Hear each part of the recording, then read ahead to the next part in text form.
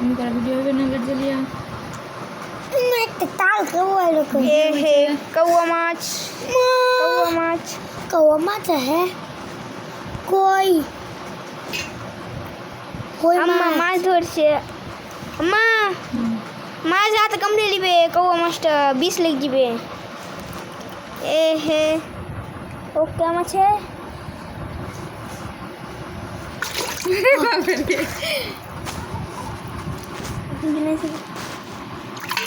अगर कई डाली पे गए इंदे मास्टर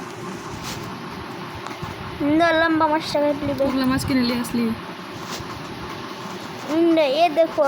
ये एक कौन माछ है ये दोनों कौन माछ है ये दोनों কোন মাছ है इंदे है हाँ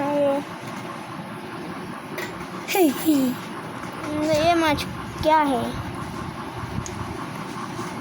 পুঁটি মাছ है ভিডিওটা বানা ভালো